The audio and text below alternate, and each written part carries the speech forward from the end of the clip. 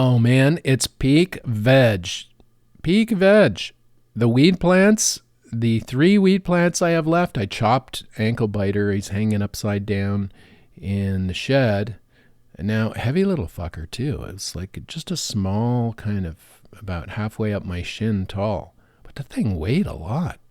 So it's going to be interesting to see what it is. I have no idea what it is. Just a random frankenplant that I grew from seed. Anyway, it's gone. So there are 3 plants left. And the one plant, the KwaZulu-Natal plant, is well over 10 feet tall now. It's huge. It's a giant bush. It's massive. And then the Congo is looking pretty healthy, and the green crack is looking pretty healthy. Full veg. This is a show about jewelry, why we wear it, why it matters, how it's made, and what it means. I'm Alex D, and I turn cannabis into gold. I make mind-blowing jewelry in gold, silver, and platinum from cannabis plants here in Canada for stage, screen, for people who want to rock crazy jewelry. I'm the Cannabis Goldsmith.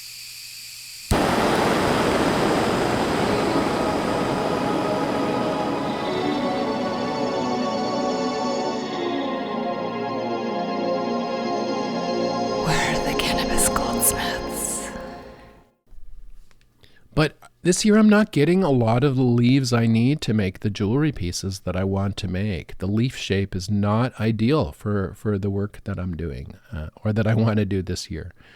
So I'm like, at first I was disappointed. It's like, okay, I need thinner leaves. I need thinner, long, thin leaves, not fat leaves. And these plants are supposed to have thinner leaves, but they don't. And so I'm stuck without them.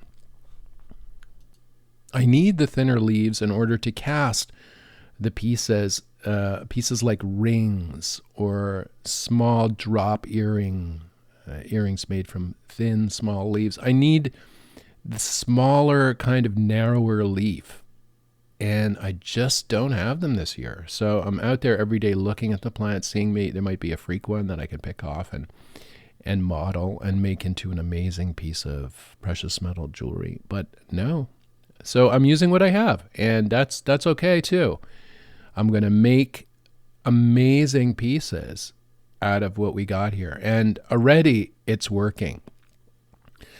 I've been hammering away and designing a series of rings that are going to be available for Christmas at Tribe through our website and for custom order. But these rings are adjustable ring set. And what that means is they will fit a kind of a range of ring sizes. And these rings are made from live cannabis leaves that are cast in precious metal. And they capture all the detail of the leaf on the outside of the ring. And on the inside, it's nice and smooth on your finger.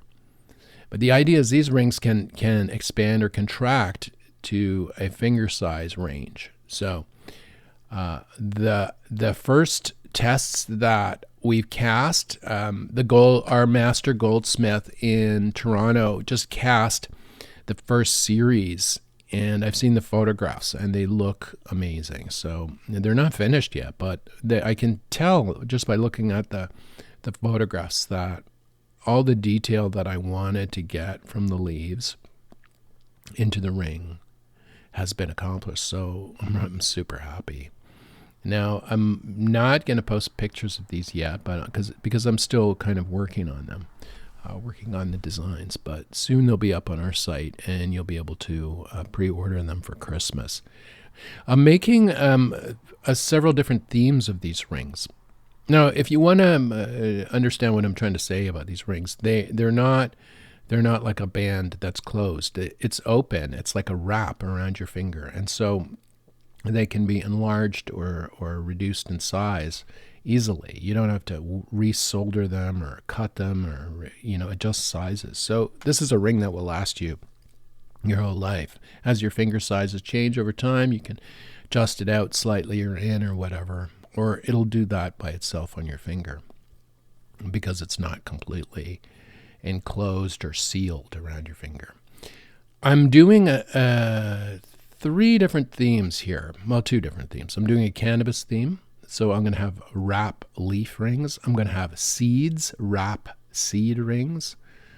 And I'm going to have mushrooms, psilocybe liberty cap mushrooms, double-ended rings with a mushroom on each end, a mushroom cap on each end. They're just crazy. So that's what we've been working on here. The designs are done, and the first casts are being done now. They look good. I'll photograph a couple of them, and we'll have them up on our site so people can see how to pre-order these. Now, the idea with these rings is that when I was designing them, I was thinking I need a ring that can fit a range of ring sizes. I need a ring that is easy to give to somebody. See, the thing is, with giving a cannabis jewelry to somebody, we all know somebody in our life who is a cannabis consumer, either for their arthritis, like me, or because they just do. There are cannabis people who are really 100% committed to the plant, what it means to them, their life, their recovery from illness, or just because they are huge fans of cannabis. Now, these people, when you're getting gifts for these people, it's hard because if you want to get something good, there isn't. It's all made in China. It's all garbage. And no matter what the fancy names or the fancy machine stamped out of a machine, it's just mass-produced landfill, essentially. And you don't want to give that to somebody. You want to give somebody something very good and something lasting and something that shows that a lot of thought went into it. And that's where our adjustable rings are going to come in. Now, if the person is a weed person, a leaf ring would work for them, or a cannabis seed adjustable ring would work for them in silver or gold. But if they're a mushroom person, if they're a psychonaut, if they love picking psilocybe mushrooms, or if they do them occasionally, or if they do them medicinally, or if they work in the field and they guide people through these experiences, what better ring than an adjustable psilocybe mushroom ring from Tribe, either in sterling silver or in gold? And that's the idea behind these rings. They're so nice. I've hand carved the mushroom rings myself. It's impossible to cast mushrooms in precious metals. I've tried. You can't do it. So what I do is I look at the mushrooms in my memory and I carve them in a special jeweler's wax that jewelers use for carving ring designs and jewelry designs. So I carve it out of wax, and then we make the rings and charms and psilocybe mushroom jewelry out of these carvings. So they're unique, one-of-a-kind pieces, like everything we do. But anyway, back to veg, the vegetative state. The weed is pumping out leaves. They're pumping out leaves to collect sun, to collect energy, and any moment now, they'll be turning to pre-flowering or getting ready to flower. And so there's a kind of a switch that flips in the plant. And the trigger is when daylight goes below 12 hours a day. The plant thinks, oh my God, it's summer's ending. We got to flower now. It's important. We got to flower and spread the seed everywhere. But since these are seedless plants, hopefully there's no seeds here. But it'll still flower anyway and keep pumping out the resin and whatever. And this is what people want with cannabis. But with me, on the other hand, I'm looking at, sure, I'm going to consume a little bit of it, of these three plants that I'm growing, but I'm more looking at it as jewelry, and I'm looking at the structure of the plant and how I can use it to make jewelry pieces. These three plants, it hasn't been a good year for the jewelry, for the plant producing leaves and components for the jewelry. But the plants are so massive. Like this one is like 10 feet in diameter. It's like a giant 10-foot wide ball, right, of leaves. So that gives me a lot of leaves to work with. It's a huge, massive organism. It's just amazing to watch, like this plant in the wind. And like the leaves like flutter, not all of them, like one or two. I'm trying to figure this plant out. Like the wind will be blowing, and you've seen leaves flutter, right? But the whole plant will move back and forth, like sway in the wind, and then one or two leaves will flutter. Like it's just so weird. Like it's like it's like the plant can do this at will almost. It's weird. Okay, I haven't been smoking anything this morning. It's really quite early still. So, but anyway, I'm just trying to describe this plant. It's like a huge round bush, like 10 feet in diameter. It's not flowering. I'm sure there'll be a lot of flowers on it, hopefully. But it's just something to behold. Cannabis plants growing if you can legally in your backyard in Canada or around the world if you live in a place where that's now allowed. Grow one just to see what they're like. They're really beautiful plants, and they look great in the garden. And the thing is, the pests don't seem to like them all that much. I mean, birds will shit on them, but bugs tend to not eat them. I was sitting out in the back under the trees, and sitting in the shade now because it's too hot. But these big trees give a lot of shade, so I was sitting out there and I was just thinking about our products and what kind of distribution channels that I could use for our products, and I was considering some different ideas. Now, as a jeweler or as an artist, you have limited areas of where to distribute your products. I mean, you can get a gallery to rep you, I suppose, and then they take a huge chunk of what the sales price is for their own work, their own marketing. And then there's other channels like retail channels, and we're not a brand that would work in a retail channel. We're not a mass market brand. We're a super high-end custom luxury brand focused on cannabis aficionados. I mean, it's super niche, right? So the retail is not going to work. Maybe one store in a city center would work, say in Yorkville, but even not in Yorkville is a place in Toronto where all the super high-end stores are, like the Chanel's and the Louis Vuittons and that. But I was thinking, you know what? That's not us either. I mean, we're custom. We're not mass market. That is even mass market too, those Chanel's and stuff. But it's for a different kind of mass. It's like a niche, a higher end niche. But I mean, when you wear one of those products, I'm not saying Chanel specifically, but in that sort of upper end category, if you walk into a shop and you buy one of these products, the likelihood of someone else having the exact same thing is pretty high, actually, because they make a lot of them. Or in our case, we don't. We make one, right? Or two. And that's it. It's done. Or each one we make is individual anyway. So how do you do that? How do you sell that, right? You can't really sell it in a retail store. You can't really, you could do it in a gallery. A gallery would work. So I was thinking, sitting out under the trees, I'm thinking, okay, I want to get some of our products out into the street visually. I want people to be able to go in and pick some up and look at them. So a gallery would work for that.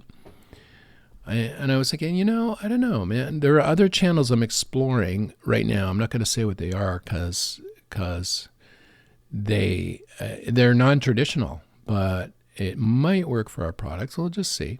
But I mean, I'm not overly concerned about getting our products in stores because that's not what I want to do with them. I want people to contact me or us through our website from anywhere on the planet and order a piece, and we'll make it for them and ship it out to them anywhere in the world, like from seed to plant to precious metal ring, all in Canada, shipped out. That's the whole idea, 100% Canadianness, with the whole vibe of of cannabis. But suffice it to say that every piece we make, every ring, every pendant, everything is made here in Canada out of North American materials, Canadian materials if we can find them, but if not, U.S. materials, and silver or gold or whatever, stones. It's all super high quality. So how do you reflect that in a retail environment? It's really hard. Retail has collapsed, right?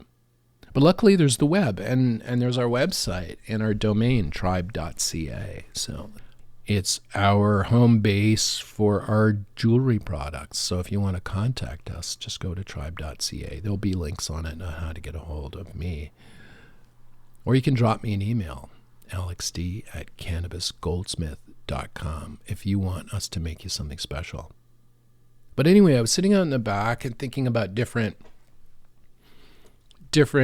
opportunities to maybe get jewelry out into the world where people can see it.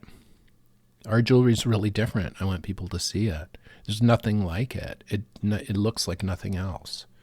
Now, there are ways to do this. I mean, most jewelers that say they make stuff that's less expensive, that hits a lower price point, they can do stuff like fairs, county fairs, where you're out in a tent on a field, or an art fair, something like one of these big show and sale things in Toronto, the big Christmas show and sale fair in Toronto. See, other makers of less expensive pieces can do that, right? But not us. So that's closed for us. And I don't want to be addressing this huge public market for our products because it's not the right fit for our products. Our products are very niche. They're very focused. So perhaps I might find, if I set up a super cool booth at one of these giant fairs in Toronto, I might sell a few products and get the brand more known. But it's really to what end, right? I mean, our clients are mostly overseas. Our whole purpose as a company is as an export jeweler. So we're selling Canada to the world. We're selling Canadian quality, super high Canadian quality to the world. We're making that a thing. And now that's not accomplished at one of these local fairs for us. So I was sitting out under the trees and looking. This is, I guess it's kind of a thought experiment for marketing, right? A marketing thought experiment where you just like light up a joint or whatever, and you get a notepad and you start dropping ideas onto the pad. And what non-traditional spaces can we get our pieces into the hands of other people? Now, at a regular art gallery, it's not going to get into the hands of regular people because they're behind glass and like alarms and shit. So people aren't going to be able to hold the pieces. But there's a small gallery in Ottawa I might contact that I did a kind of reconnaissance mission last year to Ottawa. It was hell, I got to say. It was, anyway. It's much better now. Ottawa's really seems to be back. But when I arrived in like last April, in the dead of winter or whatever, in March, just checking out Ottawa, I went to all the galleries and I found one that might work for our products. But it's in Ottawa, so it's not going to get a lot of the traffic that I might want. But Ottawa is a very international town. It's, diplomats are going in and out of Ottawa. All the main embassies are there. There's lots of money there for our products. And I'm thinking, okay, this is a place maybe this would work for us, right? There's politicians, of course. They're all wealthy and millionaires, and they can afford to buy the products. And I know many of them are cannabis consumers. So If they want something super high end, this would be a place to go. Or as a gift, like, I mean, sometimes, the political class will make a purchase as a gift to a visiting dignitary or whatever. Say we can do that, right? Our products are so Canadian and so unique that they make the ideal souvenir of Canada to give to somebody. Here's a cannabis bud in sterling silver, from the minister of whatever, for your dog back in Germany. I mean, just like it'll bring a smile to their face, that's for sure. So, Ottawa might be an interesting market to put a retail footprint. And I'm not saying open a store now. I'm saying maybe collaborate with a gallery on some pieces. But then I'm sitting out under the trees and I'm thinking, okay, how else can I get pieces into people's hands where people can pick them up, right? It's different. That's different than it appearing on a screen. That's a lot different. It's like our pieces would be great on television series or movies or whatever, but that's more brand advertising than piece advertising. For the single piece. And unless the piece was in the TV show and part of the storyline where it was mentioned by name or whatever, it's not going to do anything for the brand. It's not. So that's a channel that, although at first glance seems attractive for a jeweler to get products, product placement on television shows. Yeah, maybe not. And then again, there's the actors and writers strike. I want to do a whole show on the demise of Hollywood and what that means for the jewelry district. I really feel for the writers and the actors. I've known actors in my life. It's a hard life. It's not all close-ups on huge IMAX screens. It's working as waiters and shit till you get that moment, right? But anyway, all that's gone. And they're saying the strikes will last till next year, So what will become of the Hollywood entertainment complex after that? And these are people that market jewelry products and stuff too to the rest of the public. So if they're no longer relevant, like, who's going to do that? So I'm considering all this stuff. I'm sitting under the big trees in the back. I'm smoking a self-rolled joint of green crack, and self-grown, self-rolled too. And I'm thinking about all these different avenues for marketing to get products in people's hands. There's trade shows, right? There could be these, there's these cannabis trade shows, and I've been to them, and we would draw a lot of attention if we were at one of these, but it wouldn't do us any good. As a brand, the people that work in that industry don't buy our products. They're not our market. So setting up a booth at the Lift conference in Toronto or in California or something, well, that would be good publicity, I guess, for us, but it's not going to translate into sales, and it's not. It's an exercise. It's like an outreach thing. They should be paying us to be there, not the other way around. So anyway, that's how I think about that. But I've got a channel. When I was sitting under the tree thinking about different channels to get products into somebody's hands, I had this weird idea, and it was like, okay, this is not traditional. Definitely not traditional, but it fits sort of weirdly, strangely into how we sell our products, how we're an export jeweler. I'm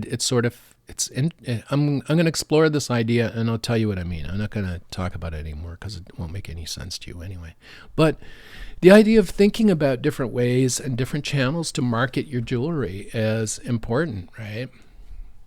If you're not us, if you're a jeweler yourself, Make a list of all the places where you can get jewelry into people's hands, where they can pick it up, hold it, twirl it around, and understand how different it is from the piece that they may be wearing already, or a piece that they've tried once in their life before, or worn somewhere else, or seen somewhere else. If they're wearing it and like twirling it around and it fits them in the shop, they're like, yeah, I get this. So that's what I want. I want to create little micro experiences like that.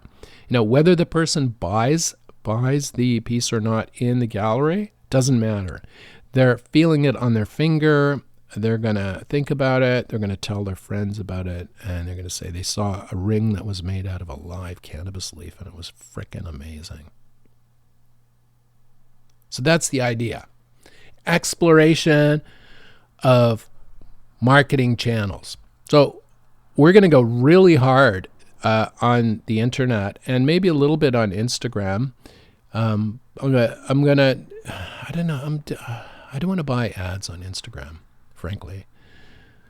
But I will post pictures of them on our Instagram account. If you're not following us already, please do. At TRIBEDOTCA. So yeah, thinking about marketing, channels. I think of it like channels, like a radio station or a dial or TV channels or whatever. There's different channels to get the word out about your products. Some of them are not going to work for you. Some are going to work amazingly well. The ones that everyone uses for their shit might not be right for you. You might have to find or make your own channels. When I was a young man and I was a photojournalist, and nobody would take my photos and publish them. Like, the newspapers wouldn't take them, the magazines, there were tons of magazines around at the time, they wouldn't take them, so I started my own frickin' magazine so that I could put my pictures on the cover. Sometimes you have to do that. You have to invent channels, especially with niche products that there are no categories for, like us. Like, there are no categories for us, but our products are amazing and people have to hear about them. So work the channels. If you're making something that's really unique and different, think about it differently. Think about different ways you can get the word out about it, and experiment, test out an area. And if you're not feeling it, or if nothing's coming back, move on to the next area to get the word out about your products, right? Always be selling. ABS. No, it's ABC. Always be closing, but always be marketing. ABM, I like to say. Always think about how to get the word out about your products. So, I think I'm going to have, for Christmas, there'll be a physical location somewhere where you'll be able to see our products. And that's going to be amazing. But you'll always be able to get them online at tribe.ca. Think about your marketing channels. Think about who you want to talk to, and then figure out ways to reach them. Sometimes non-traditional methods work. Like, I try everything. Sometimes I write letters to people. I'll write letters. Like, I'll write a pitch and a collaboration pitch by mail. Like, literal stamp, lick a stamp and stick it on a letter. I mean, people don't get mail anymore, right? Like, so that's a way to punch through sometimes. I mean, I'll talk to anyone about our products because they're amazing and they're different and they're Canadian. And so I'm exploring for channels to do that. Anyway, this Christmas, the adjustable cannabis leaf, cannabis seed, and psilocybe mushroom rings in gold and silver. They're just going to be great.